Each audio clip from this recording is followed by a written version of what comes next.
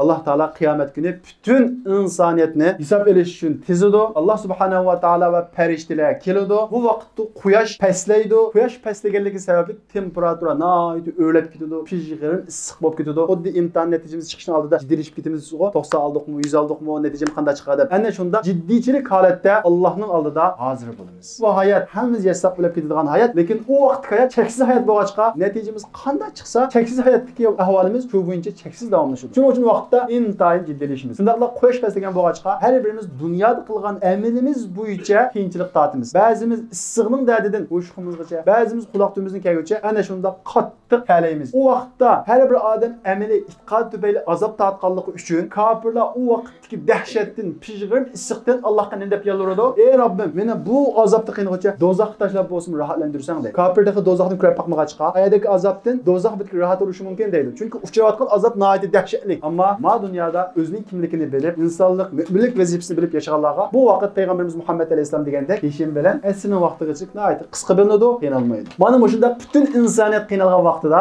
payg'ambarimiz Muhammad alayhisalomningki birinchi shafaati bo'ladi. Ya'ni payg'ambarimiz Muhammad alayhisalom vaqtida Allohga duo qilib, ey Alloh, insonlardan bu pijg'in issiqni, bu qiyinchilikni ko'taribetsang deb Allohga duo qildi. Alloh taolo payg'ambarimiz Muhammad alayhisalomning duosini ijobat qilib, bu qiyinchilikni ko'tarib etdi. Demak, payg'ambarimiz Muhammad alayhisalomningki tunji shafaatiga mu'min, fosiq, kofir hammasi o'rtaq erishadi. Ondan keyin hisob kitob boshlanadi. Alloh taolo Qur'oni Karimda "Kazalika yurihimullohu a'malahum hasaratun alayhim." Xuddi sizning u yanada qilgan ishini videoga elib olib, televizorda qolib berganga o'xshash. Alloh taolo Qur'oni Karimda ularning qilgan amallarini biz ashunda qo'yib beramiz deydi. O vaqtda nurg'ulgan kishilar uchun hasrat bo'ladi. Hozir biz uylarda anam ko'medi, dadam ko'medi deb nurg'ulgan ishlarni qilamiz telefonlarda. Farishtalarning hammasi ashuni saqlab qo'yinglar. O qiyomat kuni ana shunda qo'yiladi. Endi o'zimizni bir o'ylab boqaylik. Ana shunda boshqalar ko'medi deb qilgan yomon ishlarimiz butun kishilarning oldida qo'yilsa, o vaqtdagi ahvolimiz qanday bo'lib ketar? Shundaqla Alloh taolo Qur'oni Karimda "Va kullu insanin alzamnahu ta'irahu fi 'unuqi" hisob boshlanishi bilan har bir insonning dunyoda qilgan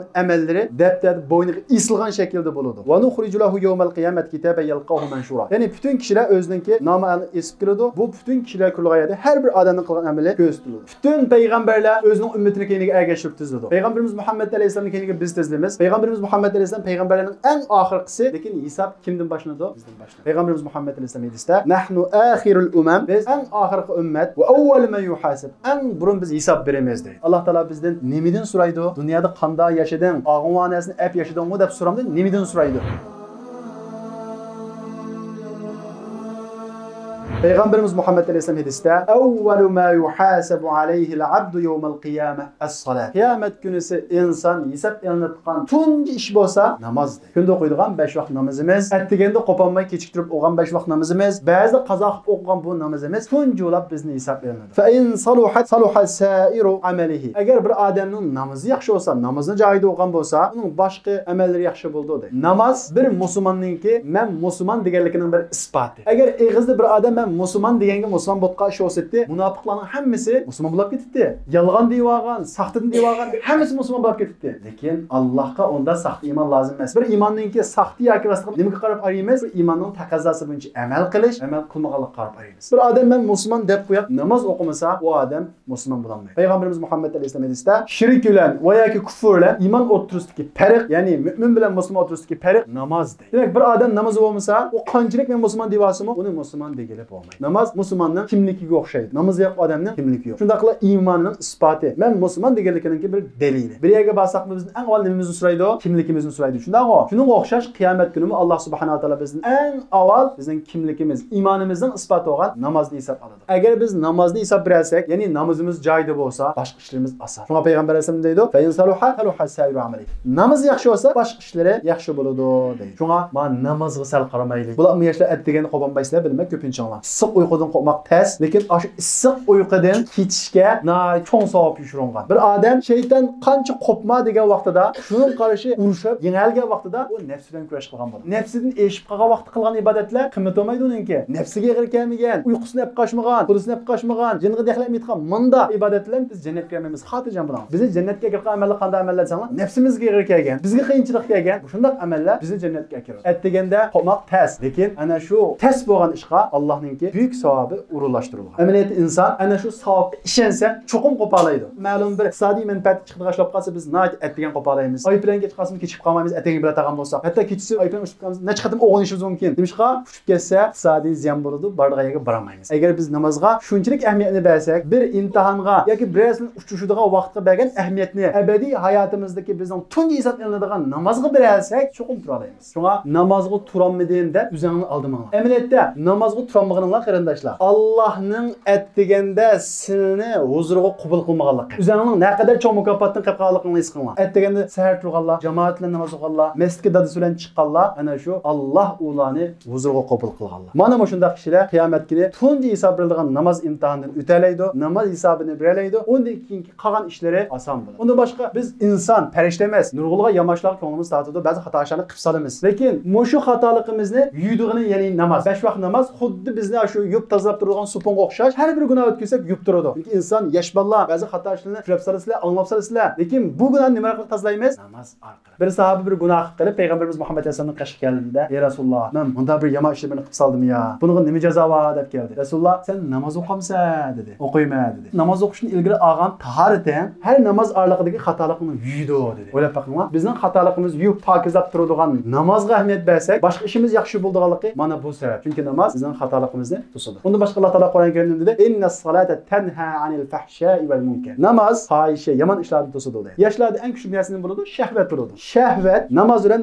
shunday qarama-qarshi bo'ladi. Qanday bir yosh o'zini kontrol qila olmasa, haromdan tutanmasa, bu yosh namozga ahamiyat bersin. Namozga ahamiyat bersa, shahvatni kontrol qila oladi. Qachonki namoz tashildimi, u yomon yo'lga mangadi. Qur'on Karimda Alloh taolo dedi, "Fa khalafa min ba'dihim khalfun adaa'us salat wattaba'u shahvat." Bir kishilar keldi, ular namozni zayo qildi, uning keyingilar shahvatiga ergashdi deydi. Ya'ni namozni zayo qilgan odamning tunji qilib solgan gunohi shahvatiga ergashish bo'ladi. Shunga bu Turkiya jamiyatida yoshlar o'zimizning iymonini saqlaylik deydi. Mayli ba'zi bir kichik gunohlar qilib solaylik, namozga eslab olsak, namoz bizni chuqur qutuldirib qoladi. Shuning uchun namozga asla va asla sal qaramaylik. Chunki namoz biz o'lgandan keyingi Allohning oldida biz tunji hisob beradigan ish. Ikkinchisi Alloh taolo biz nimadan so'raydi? Payg'ambarimiz Muhammad alayhisalom "Avvalu ma yuqda bayna nas bid-dima." Ikkinchi ular huquqlar ichidan eng burun hisob beriladigan ish bo'lsa qondir. Ya'ni nahaq odam o'ldirish, boshqalarga ziyon serish bu haqda bo'ladi. Shunga qiyomat kuni shaxs shakllik biz hisob berilib bo'lgandan keyin biz kimning safida? Zolimlarning safidami? Bu shaklda hisob berilib, zolimlar, musulmonlarga zulm qilganlar, boshqalarga o'ldirgan, qon to'kkanlar eng burun hisobga tortiladi. Undan keyin Alloh taolo bizga bergan boshqa ne'matlarni hisob boshlanadi.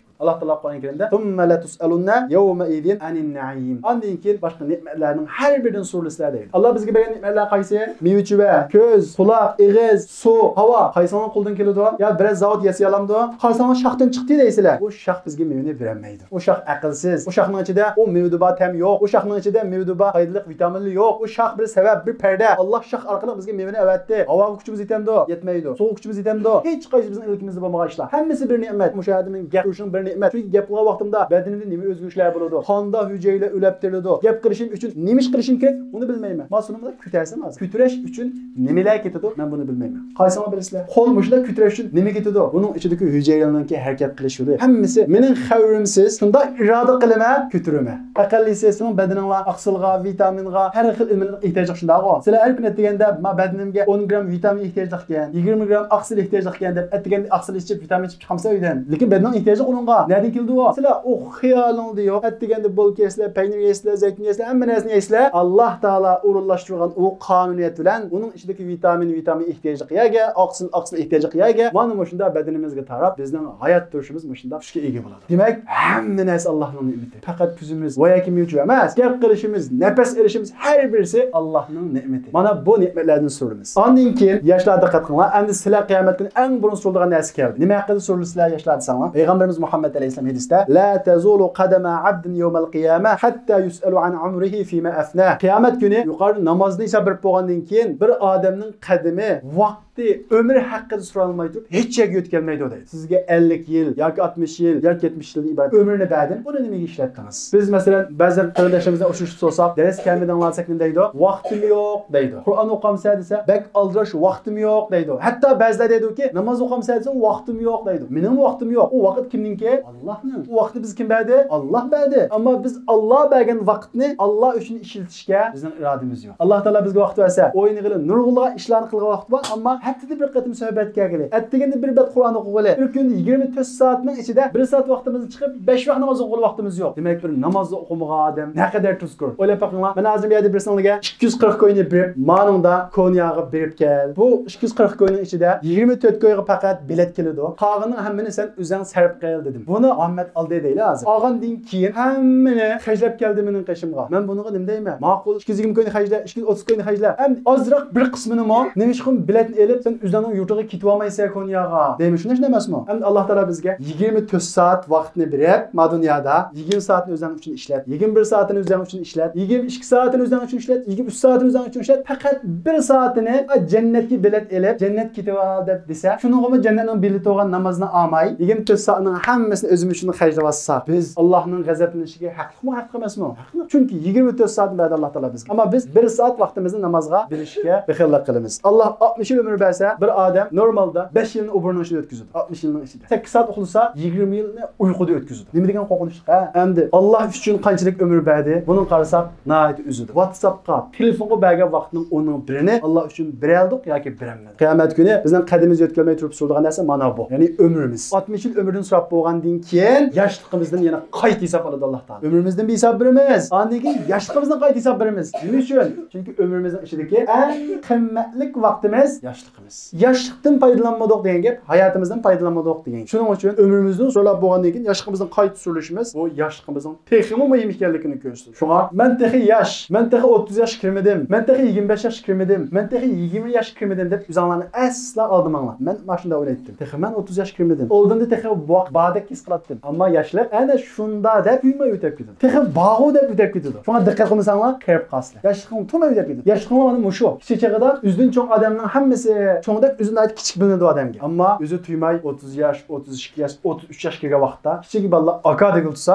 o'zininki yoshligim o'tib ketganligini his qildi. Voy men tabi o'zini yoshlar bo'lsam, ma yosh balaning aka deydi ya deymiz. Demak, yoshlik ana shunda tuymay o'tib ketadi. Shuning uchun yosh desa boshqadan chaqirib qolmanglar. Sizlar uni 40 yosh kirguchilik 18 yoshdan tortib bizning dinimizda yosh hisoblanadi. Ondan keyin Alloh subhanahu va taolo Qur'on Karimda innas-sam'a wal-basara wal-fuada kullu ulaika kana anhu mas'ula. Ular ko'z, qalb hammasi Allohning oldida hisob beradi. Quloq nima angladi? Halalmi, harommi? Qur'on angladingmi, naqshi musiqami? Nima ko'rding? Foydali ishlarni ko'rdingmi yoki harom narsani ko'rdingmi? Qalb hisob beradi. Qalbingdagi bu ishqni, qalbingdagi bu muhabbatni nega qo'yding? Alloh sana bir muhabbatni, ishqni iborat bir narsani berdi, bir tuyg'uni berdi. Nima uchun? Allohning sevgisini qo'g'lasin, jannatni qo'g'lasin deb ma sevgini berdi. Lekin sen bu sevgini fani bir maxluqqa qo'yib, uning tufayli haromga mangdingmi? Harom ishlarni qildingmi? Qalbingdagi bu ishqni, sevgini nega qo'yding deb bizning qalbimizdagi bu muhabbatni so'raydi. Shunga yoshlar qalbimizni bekrak qilishimiz kerak. Har bir odamda ishq bor, muhabbat bor, lekin bu muhabbatni nega qo'yamiz? Iymoniy da'vo yo'l qo'yandik yoki bir fani maxluqqa qo'yandik. Fani maxluqqa qo'ygandan keyin uningdan turli azoblar kelsa, hayotdan zirkib, hayotni zahar qilamdi. Demak, bu ishq, bu muhabbat to'g'ri yo'l qo'ymagan vaqtda u bizga huzur emas, zahar achchiq beradi. Ondan boshqa har bir odam mas'ul. Bir ota oilasidan so'raladi, bir ayol farzandlaridan, yo'ldoshidan so'raladi, er ayolidan so'raladi. Bola ota-onalar qarta nima ish qilganligidan so'raladi. Shunga payg'ambarimiz Muhammad alayhisalom kullukum ra'in va kullukum mas'ulun an ra'iyati. Sizlarning hammanglar mas'uliyat egasi. Mayli cho'ng olsin, mayli kichik olsin, hammamizning bu dunyoda bir mas'uliyatimiz bor. Buningdan so'raymiz. O vaqt sizlar hargiz o'ylab qolmanglarki, bir narsa yushurib qolamizmi deydi. Alloh taolo Qur'on Karimda yawma idin tu'raduna la takhfa minkum khafiya. U kunda, ya'ni qiyomat kunida Allohga shundoq bir to'g'rilansizlarki, hech narsalarni yushurib qololmaysizlar. Bu vaqtda mu'minlarningki hisobi nihoyat oson bo'ladi. Ya'ni bu dunyoda o'zining yoshligini zayo qilmay, dunyodagi mavjudlik g'oyasini bilib, ota-onasi yaxshi nasihat qilsa, uni anglab, Qur'on, hadis bo'yicha yashab, haqiqiy mu'min yashaganlarningki ahvoli nihoyat yaxshi bo'ladi. Ammo gunoh ma'siyatga tushib, o'zining yoshligini zayo qilib, Allohningki degan so'zlarga gumoniy nazarda ulab, oxiratga haqiqiy ishonmay, dunyoda Alloh bilan bir narsani o'xshash cho'ng ko'rib, mushundaq shirk keltirib yashaganlar, vallohi robbina ma kunna mushrikin. Qashki biz shirk keltirmasak bo'pti-kanda, tunji pushayimni bo'ldi. Shirk keltirish desa kalanglarga but kelmasin. Ya'ni toshdan yasalgan haykallam kelmasin. U ayni davrda ashundaq but edi. Ammo bugun kunda butli bakcha. Ba'zimizning buti havoy havasimiz bo'lishi mumkin. Ya'ni bir odam ko'ngli nega desa ashuning keyindan mansa, havoy havasini but qilgan bo'ladi. Ba'zilarining buti shuhrat turishi mumkin. Ya'ni bir odam shuhrat ko'rish uchun nima kessi shuni qildigan bo'lsa, uning qo'llashgan narsasi shuhrat bo'ladi. Bu vaqtda bu shuhratni but qilib olgan bo'ladi. Ya'ni biz nimani shartsiz qo'llashgan bo'lsa, shu narsa but bo'ladi. Bir odam mol dunyoni shartsiz qo'llashgan bo'lsa, halol bo'lsin, harom bo'lsin, bu shaklda qo'llashgan bo'lsa, mol dunyoni but qilgan bo'ladi. But har xil. Shunga hozir shirk yo'q, but yo'q deb o'ylamanglar. Shirk hozir intayin ko'p. Shundaqla bir odam bu shirk desa Allohga ishonmaydigan chog'da qolmanglar. Allohga ishonadi biladi. Lekin Allohni cho'ng bilgandek, Allohni qo'g'lashgandek yana bir narsani billa qo'g'lashadi. Mushrik degan nima gap? Ikki ilohlik degan gap. Ikki narsani teng qo'g'lashgan odam degan gap. Bir odam Allohni qo'g'lashdi, shartsiz holda mol dunyoni qo'g'lashdi. Ya'ni harom bo'lsin qo'g'lashdi. Shartsiz holda mansabni, huquq mansabni qo'g'lashdi. Bu ikki ilohlik. Ikki narsani qo'g'lashgan bo'ladi. Buning ismi nima? Mushrik. Shunga bugungi kunimizda mushrik, shirklik pek ko'p. Faqat but bo'lmaganlik uchun shirk yo'q deb ko'rinadi. Shirk degan gap tutsa kallamizga butlanib keladi. Shunga xotirjam yashaymiz. Amaliyotda qalbimiz kirib ketgan u shartsiz dunyo sevgisi, qalbimiz kirib ketgan u shahvat qo'g'lish bu narsalar bugungi kunimizdagi biz yiqishga tegishlik eng cho'ng butlar. Chunki qiyomat kuni bizning tunji qilib qildigan shayimiz vallohi robbina ma kunna mushrik. Biz shirk keltirmaganda idoqda tinib olamiz. Amaliyot vaqt Alloh taolo sen mening gapimni anglab namoz o'qiding, lekin boshqa narsani ham shaksiz qo'llashding. Ya'ni mashalloh chekilgan, ba jazoni va yomoni bir harom bor desa, buni qo'llashib verding. Demak sen ikki ilohlar. Allohning degan nima qilding, boshqa narsani degan nima qilding deb buni Alloh taolo oldiga qo'yadi. Ya'ni tinib olsa, yawma tashhadu alayhim alsinatuhum va aydihim va arjuluhum bima kanu ya'malun. Ularning tili guvohchi bo'ladi, qo'li guvohchi bo'ladi va putlari guvohchi bo'ladi. Hatto yawma idin tuhaddisu akhbaraha. Zaminmo o vaqtda bo'lgan ishlarni xabar beradi. Va gunohga tushgan bu kishilar bu guvohliklarni, u nama amali kitobga yozilgan ahvollarni ko'rgan vaqtda nayt hayron qilib, ya vaylatana ma li hadal kitabi la yughadiru saghiratan va la kabira illa ahsaha. Bu hajab cho'ng kichik bütün ishimizning hammasi yozilibdi-ku. Hech narsa chala qolmabdi-ku deb hayron qoladi. Hatto o'zi qilib unutib qolgan, tövbesiz ketgan gunohlarni ko'ribmi? Bundan hayron qoladi. Shuning uchun biz har vaqt o'zimiz bilib-bilmay qilib qolgan gunohlarimiz uchun tövbe qilishimiz lozim. Nurg'ulon gunohlarni qilib o'zimiz unutib qolgan bo'lishimiz mumkin. Shunga buning uchun Allohga har vaqt tövbe qilishimiz lozim. Dunyoda haqiqiy mu'min deb yashagan kishilar hisobi tugandan keyin tunji bildigan mukofotni bo'ldi. Allohni o'z ko'zi bilan ko'rdi. Ammo o'zini mu'min desimi, haqiqiy mu'min deb yashagan kishilar bo'lsa, innahum ma'ar robbihim yawma idhil lamahjubun. Ular bilan Robbi o'tirisqa bir to'saq qo'ydi. Ya'ni ular o'zininki Robbini ko'rmaydi. Shundaqla bu kishilar va yawma ya'uddu-zalimu ala yadayhi yaqulu ya laytani ittakhadtu ma'a rasuli sabila. Ashki Rasulullohning degani bo'yicha yashasam bo'ladi ekan. Hadisda munda va Qur'onda munda bor desa, u hozirgi zamonga emas ekanmaydi. Deganga o'xshagan gaplar bilan rad qilmay, shuningga tutsam bo'ladi ekan, shuningga agatsam bo'ladi ekan. Kashki haloni do'st tutmasam bo'ladi ekan. Shu meni azrib bu xato yo'lga kirib ekan deb buningga pushaymon qiladi. Alloh taolo Qur'on Karimda ya vaylata laytani lam attakhid fulanan khalila. Haloni do'st tutmasam bo'ladi ekan deydi. Chunki inson eng ko'p nima sabab xatolashadi dunyoda? Do'st tutsa. Shunga sizlar bir xatolikdan qo'l uzaman deydi ekansizlar, eng avval atrofingizda aralashgan kishilarga bir qarab chiqsizlar. Ma do'stim, meni yaxshilikqa boshlayotamdi yoki yomonlikmi? Xato bir ish qilsam, uni qiziqtiryapamdi yoki to'syatamdi? Agar qiziqtirayotgan bo'lsa, darhol to'xtaysizlar. Chunki u do'stinglar qiyomat kuni sizga hech qanday asqatmaydi. U o'z holi bilan qolib qoladi. U vaqt sizlar kashki falan do'stmisam bo'libdi ekan deysizlar. Shundaqla ya laytani kuntu turaba. Kashki tuproq olib ketsam bo'libdi ekan deysizlar. Nimishqa u vaqtda jannat va jahannam to'g'ri qilinadi. Yiroqdan jannat va jahannamni ko'radi. U dahshatli holatni ko'rgan vaqtda kashki tuproq olib ketgan bo'lsam, dunyodagi u huzurni tetimagan bo'lsam, hisob qilinmagan bo'lsam, bu hisobga tutilmagan bo'lsam deb tuproq olib ketishni orzu qiladigan gap. Shundaqla ya laytani qaddamtu li hayati. Kashki hayotim uchun yaxshilarni qilib olgan bo'lsam deydi. O'ylab boqinglar, 40, 50, 60 yil yashab bo'lgan odam qiyomat kuni nima deydi? Ya laytani qaddamtu li hayati. Hayotim uchun yaxshilarni qilib olsam bo'pti ekan deydi. Asli hayot 60-70 yil hayot emas ekan. Hayotlik degan endi boshlanib ketgan. O bu muqaddimasi ekan o. Kashki hayotlikim uchun bu ishlarni qilib olsam bo'pti ekan deb shunga pushmon qiladi. Ya'ni biz qiyomat kuni taxi hayotlikningki endi boshlanganligini bilamiz. Shunga o'lim boshqalar uchun bir oxirlish bo'lsa, o'lim biz uchun bir boshlanish. Yangi bir hayotningki boshlanishi. Ondan boshqa Qur'on Karimda bu gunoh o'tkazilganlarning nayt ko'p pushaymonlari bor. So'zlasak soatlar ketadigan. Masalan, ya laytaha kanatul qadiya. Kashki o'lim bilan yo'qolib ketgan bo'lsam-kan deb buni orzu qiladi deydi Alloh taolo. Odatda o'limni ba'zilar yo'qolish deydi-ku, bu yo'qolish emas. Faqat